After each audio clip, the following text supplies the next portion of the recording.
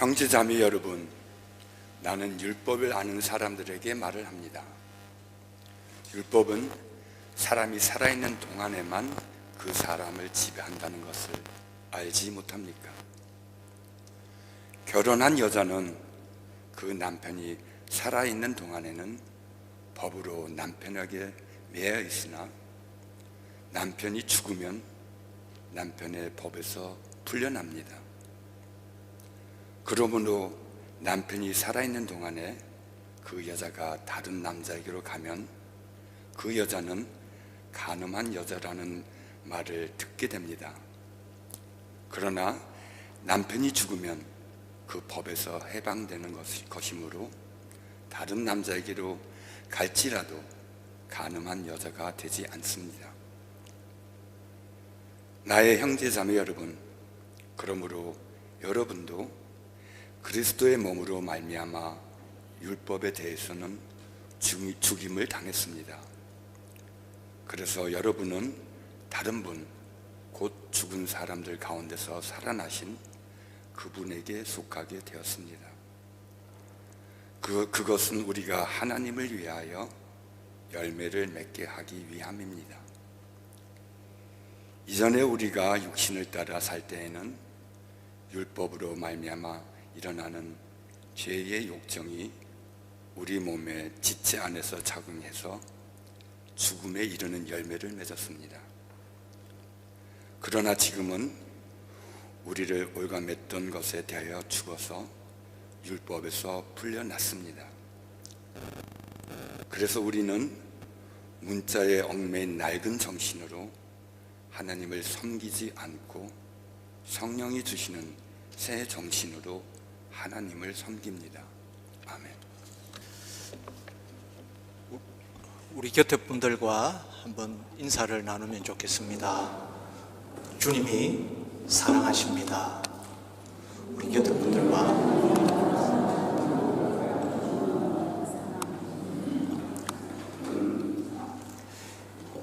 방금 아름다운 우리 성가대의 은혜로운 찬양 들었는데요. 광야 같은 세상, 이 거친 불판 같은 곳에 외로이 살도록 버려진 존재가 아니라 주님이 우리를 사랑하고 계십니다. 우리 방금 인사를 드렸는데 주님이 사랑하는 게 잘 안 느껴지시는 분이 있으신 것 같아요. 옆에 분 좀 흔들어 주시면서 너무 사랑하십니다. 한 번 더 인사드리면 좋겠습니다. 주님이 너무 사랑하십니다. 여러분 각자 한 분 한 분을 위해서라면 우리 주님은 또 십자가에 죽으실 수도 있으실 만큼 우리를 사랑하십니다. 우리 이런 사랑을 받거나 주고 있을 때 이런 사랑하면은 세상이 온 천지가 다 아름답게 보이겠죠. 우리 한 번 더 인사드리면 좋겠습니다. 아름다우십니다. 아멘. 우리 세 번의 인사를 나눴습니다. 어쩌면 이 인사에는 복음과 기독교의 모든 것이 다 담겨 있지 않나 생각이 됩니다. 우리 주님이 떠나시기 전에 요약해서 우리에게 계명 주셨습니다.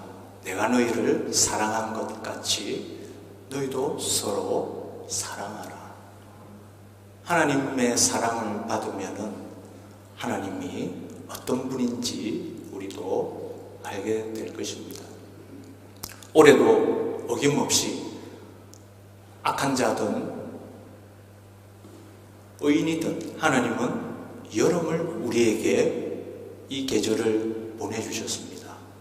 마찬가지로 선인이든 불의한 자든 하나님은 가리지 않고 햇빛을 우리에게 비추어 주시는 분이시죠. 말씀뿐만 아니라 만물을 통해서도 하나님은 우리에게 은혜를 말씀해주고 있습니다. 모든 것이 은혜이지요. 로마서 1장 20절에 있는 말씀, 만물에 하나님의 신성이 분명히 나타났다. 그 말씀은 진리입니다.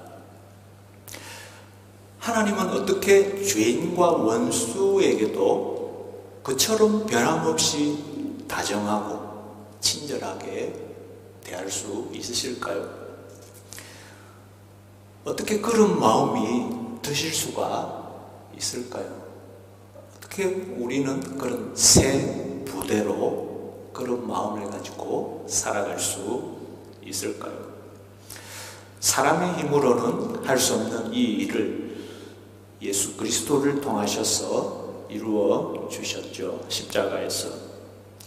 이 대속의 은혜를 받으시는 분은, 이 은혜로 거듭나신 분은 하나님의 그 마음이 우리 마음에도 거할 수 있도록 해주셨습니다. 할렐루야. 하나님은 지금도 끊임없이 우리의 어둠과 악에 대해서 선과 빛으로 덮으시고 고치시고 회복시키시며 그분의 뜻을 이루어가고 계십니다. 구약시대 사람들이 하나님을 맨얼굴로 보면은, 우리 구약 성경 보면은 어떻게 됩니까? 즉사하게 되죠. 그러나 이제는 예수 그리스도 우리 주님이 중보자가 되시기 때문에 하나님이 임재하시는데도 우리는 죽지 않고 하나님을 볼 수 있게 되었습니다. 우리 주님이 중보자가 되신다는 것은 이런 엄청난 일을 포함하고 있습니다. 그래서 구약의 지성서로 보면은 대제사장이 1년에 한 번 혼자만 들어가는데 온갖 까다로운 규례를 제대로 다 준비하고 갖추고 나서도 겨우 들어갈 수 있는 그런 형편이었는데, 히브리서를 보면 지금 우리의 모습은, 상황은 어떠합니까? 중보자 대신 주님을 의지하면 되기 때문에 그 은혜로 인하여 우리는 수시로 하늘 지성소에까지 들어갈 수 있게 되었다고 히브리서 4장 16절에는 말씀하고 있습니다. 정말 할렐루야이죠. 이건 다른 말로 표현하자면은 오늘 우리 본문에 있는 말씀처럼 더 이상 우리는 율법의 구속을 받는 존재가 아니라 은혜 안에 거하는 존재임을 말씀하고 있습니다. 그래서 우리 오늘 1절에서 3절 읽으니까 뭐라고 합니까? 우리가 이 은혜를 받았는데 다시 옛 남편 율법으로 돌아가면 뭐 하는 거라고 합니까? 간음하는 거다. 이렇게 말씀합니다. 사도 바울이 이렇게 강조하는 이유는 구원의 역사가 우리에게 시작되었지만 아직은 완성된 것은 아니다라는 의미이기도 합니다. 그래서 오늘 우리가 다 보지는 않았지만 로마서 6장, 7장, 8장을 보면은 반복해서 사도 바울이 말씀해주고 있는 게 있는데요. 우리의 이 땅의 호흡이 닿을 때까지 우리 모든 성도들은 우리 내면에 끊임없는 치열한 영적 전쟁이 있다. 이렇게 말씀하고 있습니다. 그러나 언제든지 그 은혜를, 성령을 의지하게 되면은 반드시 승리하게 되지요. 우리 구약의 이스라엘 백성들은 율법을 의지하고 살았습니다. 광야 시절에도 그랬지요. 그리고 가나안에 들어가고 나서도 율법을 의지하였던 이스라엘 백성들은 다 어떻게 됩니까? 결국 모두 실패하고 말았습니다. 이유가 뭐겠습니까? 율법이 신령하고 신성한 것인 것은 삼척 동자도 다 아는 사실이지만 우리 이 내면이 율법을 다 지킬 수 있을 만큼 온전하지가 못하다는 그 때문이겠죠. 그래서 율법이 아무리 어기면 이런 형벌이 있다고 말해줘도, 아무리 하지 말라고 해도, 또는 이런 거는 지켜야 된다고 말해도 내 자체가, 내 심령이 그것에 합당할 만큼 갖추어져 있지 못하다는 것을 말해주는 것이겠죠. 아무리 죽는다고 해도, 사형에 해당한다고 해도 우리는 계명을 범할 수 있다는 사실입니다. 그렇기 때문에 주님이 십자가에서 행하신 그 큰 일이, 그 공로가, 그 은혜가 자격 없는 나를 자유케 하고 구원받게 한다는데 놀라운 축복과 영광이 있습니다. 오늘 6절을 보면 사도 바울은 이것을 두고 이제는 우리가 얽매였던 것에 대하여 죽었으므로, 우리 새 번역으로 읽으셨는데 저는 이 개역 개정으로 읽기 때문에 한번 이해해 주시기 바랍니다. 이제는 우리가 얽매였던 것에 대하여 죽었으므로 율법에서 벗어났으니 이러므로 우리가 영의 새로운 것으로 섬길 것이요, 은혜 안에 있다는 말이죠. 율법 조문에 묵은 것으로 아니할지다. 새 부대의 마음을 말하고 있는 것이기도 합니다. 그래서 우리는 오늘 여기에 대해서 좀 더 상고해 보려고 하는데요. 그 앞에 5절을 보면은 이렇게 되어 있죠. 우리가 육신에 있을 때에는 율법으로 말미암는 죄의, 세 번역에는 욕정 되어 있죠. 우리 개역 개정에는 죄의 정욕이 우리 지체 중에 역사하여 우리로 사망을 위하여 열매를 맺게 하였더니 라고 말씀하고 있습니다. 우리가 육신에 있을 때, 은혜 안에 있지 못할 때, 자기 중심성의 죄 안에 머물게 되죠. 원죄로부터 기인하고 있는 이 자기 중심성 안에, 그 원죄 안에 머물고 있을 때를 말합니다. 이는 성령의 새 사람으로 거듭나지 못했던, 예수를 믿기 전 그 때를 말하기도 하지만 믿고 난 이후에도 옛사람의 잠재에 머물 수도 있지 않습니까? 그때를 말하기도 하는 것입니다. 그런 경우에는 어떻게 된다고 합니까? 율법으로 말미암는 죄의 정욕이 우리 지체 중에 역사한다. 이렇게 사도 바울은 전하고 있습니다. 무슨 말인가 하면은 죄를 짓지 말라고 하는 율법인데 율법이 오히려 우리에게 죄를 유발시킨다는 것이죠. 이해하기가 좀 어렵죠, 그죠? 성경은 사도 바울을 통해서 이렇게 말합니다. 죄를 못 짓게 하는 율법이 오히려 우리로 하여금 죄를 짓도록 유발시킨다고 이렇게 전하고 있습니다. 여러 가지 이유를 들 수 있는데요. 오늘은 이렇게 한번 전해드리고 싶습니다. 예를 들어서 우리가 교회에서 선행을 하고 봉사를 하면 마음이 뿌듯하지 않습니까? 자신에게 후한 점수를 주게 될 것입니다. 하나님도 과연 그러하실까요? 만약 그렇다면 예수를 안 믿어도, 믿지 않는 분들도 선행을 하고 착한 일을 행하게 되면 하나님께 똑같이 의로운 일이 될 것입니다. 하나님 앞에서는 그 선행과 봉사마저도 이게 자기 중심성에서 나오는 것인지 아니면은 은혜로 말미암아서 나오는 선행인지 분명히 구별되어진다는 것이죠. 그렇기 때문에 대속의 은혜를 알지 못하는 분들도 얼마든지 자기 나름대로의 도덕적 기준과 의무감으로 인해서 선행을 행할 수 있는 것입니다. 이 모습을 삼자의 입장에서 이렇게 보고 있으면 어떤 모습이 되겠습니까?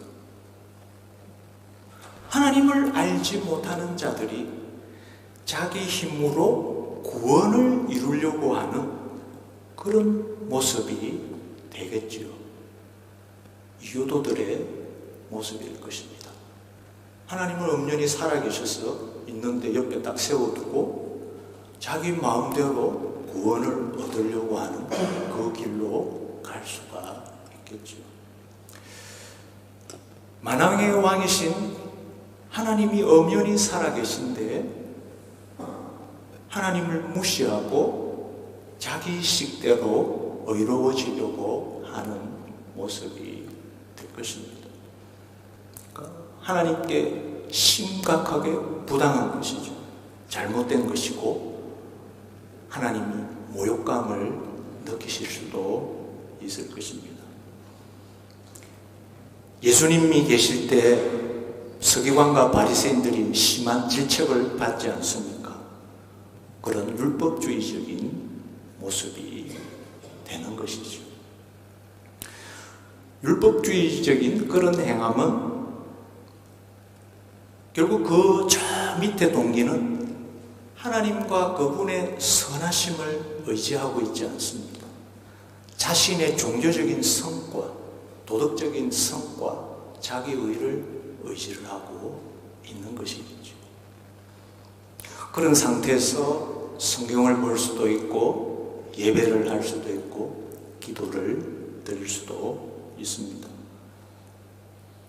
저희 교회에서는 요즘 큐티로 예레미야서를 보고 있는데 매 안식일마다 예배가 드려지고 있습니다.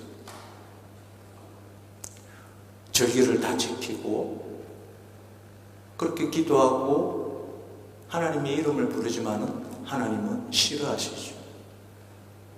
그런 이유일 것입니다. 자기 힘으로 의로워지려고 하는 모습이기 때문이죠. 율법주의자들의 모습은 교만하게 될 것입니다. 자기 의를 의지하게 되고 주변에 대한 장황한 불만들이 막 나오게 될 것입니다. 엄격한 태도를 가지게 될 것입니다. 그렇기 때문에 예수를 믿음으로 구원을 받는 이 칭의가 분명하게 잘 정립되어 있어야 할 것입니다. 내가 이제 하나님을 위해서 살겠다 하기에 죄 용서를 받는 것이 아니죠. 자격 없는 나를 위해 하나님이 행하신 그 큰 일, 공생애와 죽으심, 그 공로가 죄 용서를 받게 한다는 사실을 잊으시지 마시기 바랍니다. 내가 하나님을 위해서 살겠다 여기에 주목하다 보면은 나도 모르게 주님의 공로를 잊어버릴 수 있기 때문입니다. 내 공로로 주님의 공로를 가리는 것이 되겠죠. 그러면 은혜 안에 머물지 않고 다시 자기 힘으로 의로워지려고 하는 주님은 옆에 세워놓고 그런 율법주의적인 모습으로 가게 됩니다. 설교를 하고 있는 저 목사뿐만 아니라 모든 분들이 참 이 어려움에, 이 영적 전쟁에 우리는 항상 노출되어서 살아가게 될 것입니다.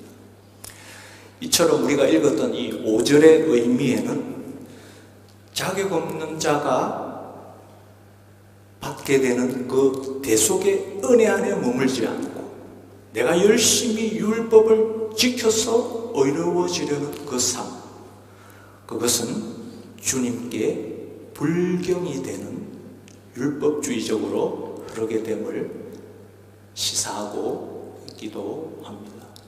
율법이 오히려 우리에게 죄를 유발하는 그 일이 될 수 있는 것이죠. 참 그렇기 때문에 말씀 앞에서 우리 양심과 내면을 좀 더 깊이 살펴볼 필요가 있을 것입니다. 우리 5월달에 소천한 팀 켈러 목사님 많은 분들이 알고 있을 텐데요. 21세기의 최고의 변정가다, C.S. 루이스다, 이런 호평을 받으시는 분입니다. 그분의 여러 가지 책이 있는데요. 킹스 크로스, 왕의 십자가라는 책을 보면은 이런 내용을 담고 있습니다. 긍정 심리학에서 행복의 요건을 과학적으로 분석하고 얻어낸 결론을 소개하고 있습니다. 자신에게 즐거운 활동을 하면은 그 즐거운 활동만, 자기에게 좋은 즐거운 활동만을 하게 되면은 행복을 얻는 것이 아니라 쾌락의 쳇바퀴에 빠지게 된다. 이렇게 소개하고 있습니다. 일종의 중독 현상이라고 말할 수 있겠죠. 그러니까 자꾸만 더 자극적인 즐거움을 원할 뿐 만족감은 더 멀어지게 되고 진정한 행복을 얻을 수 없다고 이 분야의 연구가들은 말하고 있습니다. 그렇다면 행복을 증진시키는 가장 좋은 방법은 이타적인 마음으로 어려운 사람들을 돕는 것이라고 결론을 내리고 있습니다. 세상 심리학에서 내리는 결론이죠. 정말 행복하려면 이타적인 마음으로 어려운 사람을 도우는 것이다. 다시 말해서 남들을 이타적으로 섬기고 살면 뿌듯한 기분과 삶의 의미를 얻을 수 있다는 사실입니다. 그런데 곰곰이 생각해 보면 여기에 문제가 있습니다. 자신의 행복을 위해서 이타적으로 산다면 결국 그게 이타적인 삶일까요? 남을 순수하게 사랑하기 때문이 아니라 결국 자기를 위한 삶이죠. 요컨대 이기적인 이유로 이타적인 삶을 추구하게 되는 아주 고차원적인 이기적인 삶이 될 수 있다는 것이죠. 그렇다면 다음으로 개인의 행복을 추구하는 것이 그렇다면 그러면 우리가 도덕을 따라서 살아가게 되면 정말 이타적인 삶을 살 수 있을까요?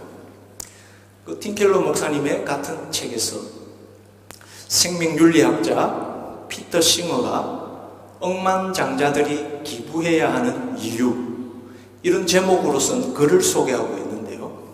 종교적인 사람들이 기독교뿐만 아니라 불교도 그렇고 이슬람교도 그렇겠죠. 다 포함해서 의무감 때문에 기부를 한다고 밝히고 있습니다.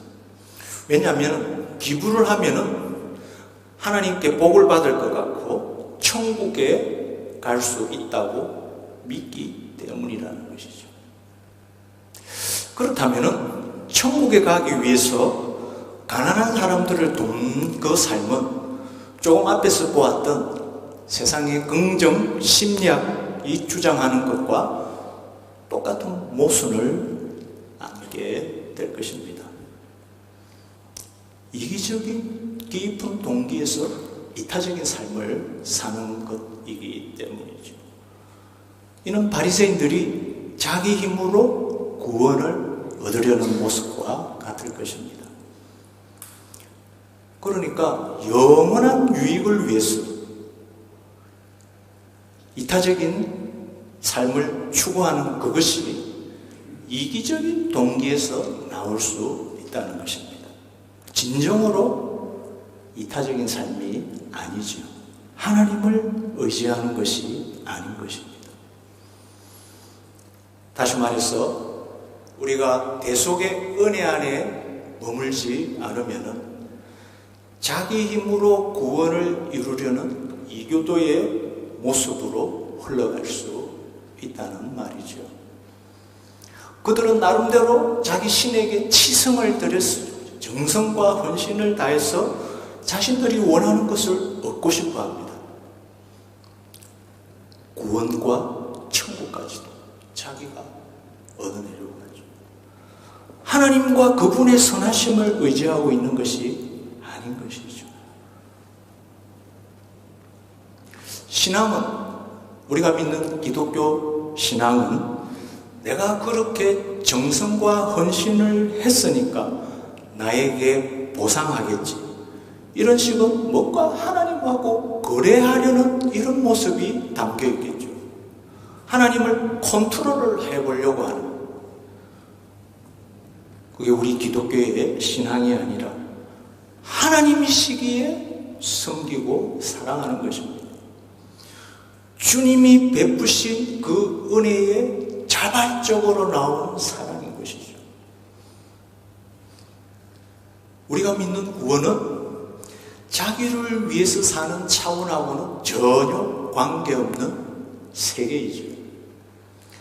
오히려 그 자기의 감옥에서 해방되어져 하나님 은혜가 말씀하시는 대로 움직이는 세계입니다. 참 자기의 감옥에서 해방되는 참 심오한 내용이죠.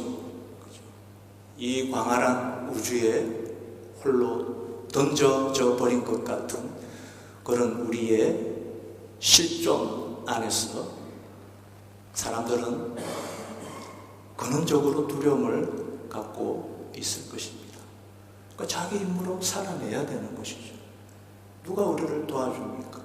이 근원적인 질문에 대해서는 나를 낳아주신 부모님도 어떻게 해줄 수 없는 부분이죠.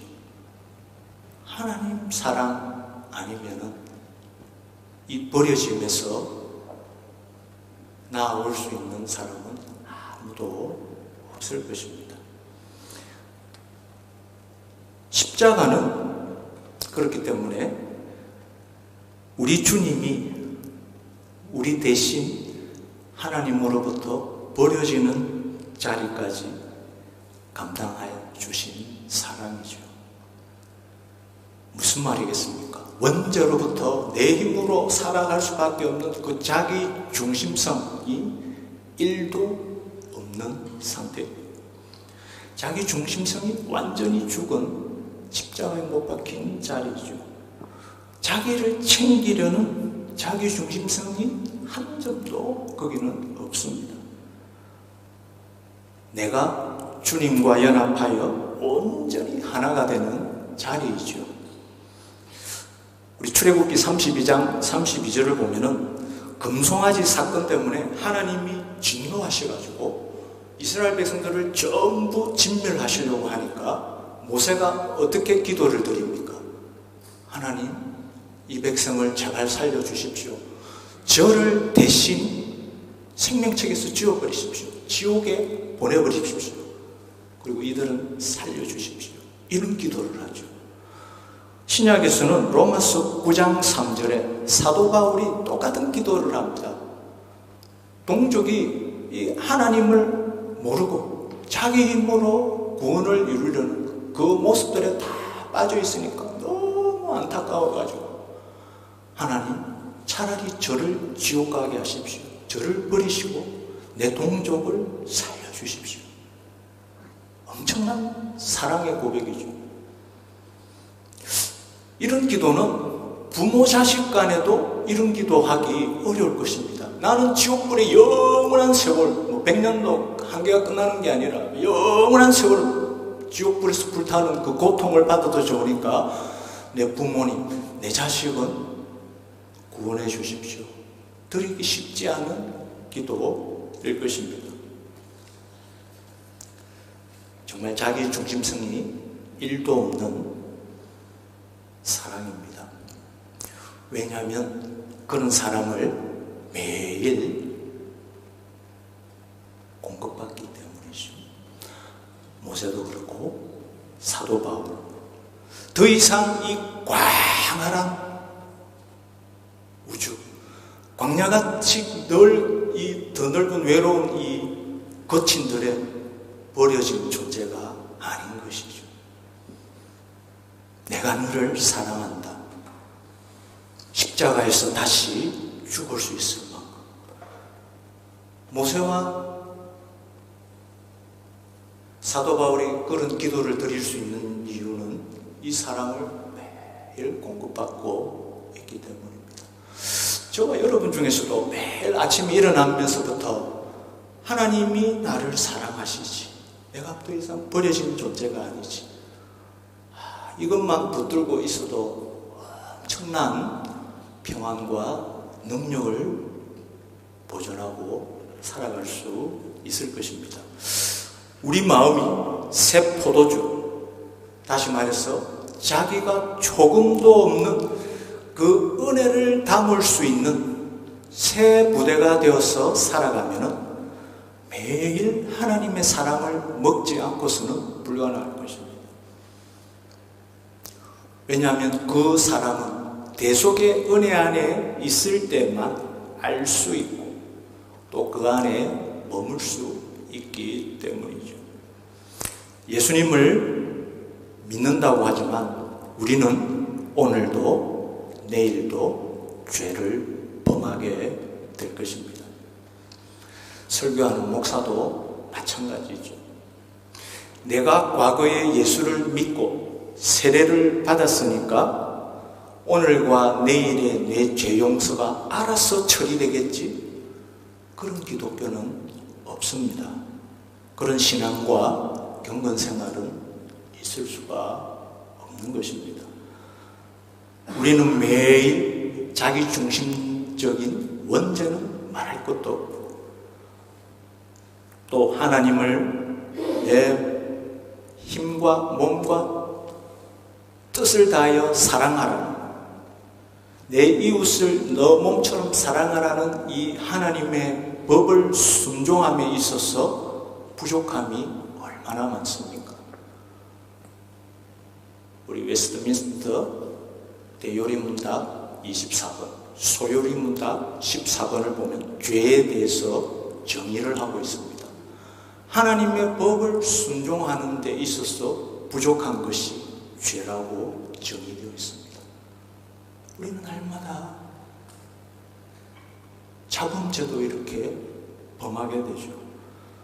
그러면서도 하나님은 옆에 딱 세워놓고 자기 식대로 의로워지려고 하는 그런 불경스러운 모습이 나타날 수 있을 것입니다. 또 하나님보다 자기의 욕심, 자랑, 내 이미지, 자기 이익이 우상이 되었어. 하나님이 우리에게 주시는 축복들, 재물도 축복이죠. 성공, 명예주의도 하나님이 주시는 축복입니다. 인기와 인정받고 평판을 얻고 안정을 누리고 안락함을 누리는 것 다 하나님이 가나안에 좋은 것으로 우리에게 주시는 축복인데 이 선물에 더 큰 가치와 의미를 부여하면서 거기에 노예로 살아가게 되는 우상 숭배자의 모습이 얼마나 나타나기 쉽습니까? 그렇기 때문에 날마다 우리가 첫 시간부터 대속의 은혜에 감사하고 그 은혜를 기억하는 것이 저와 여러분 우리 영혼이 날마다 먹어야 하는 영혼의 일용할 양식 만나입니다. 이스라엘 백성들이 광야 생활 오래 하다 보니까 어느새 만나가 실정이 나는 모습들이 많이 나오죠. 하찮게 여기는 그런 모습들이 나옵니다. 그러니까 어떻게 됩니까? 신앙이 망가지기 시작하고 불평과 원망이 많아지면서 그들의 삶도 결국은 끝장나게 되죠. 하나님은 오늘도 말씀과 만물을 통해서 비록 이 세상에 악이 있지만 은혜를 말씀하고 있지 않습니까? 저와 여러분 성령께서 날마다 우리의 눈과 마음을 열어주셔서 은혜의 바다로 들어가게 하셔서 새 부대로 살아가게 되시기를 구주 예수 그리스도 이름으로 축원드립니다.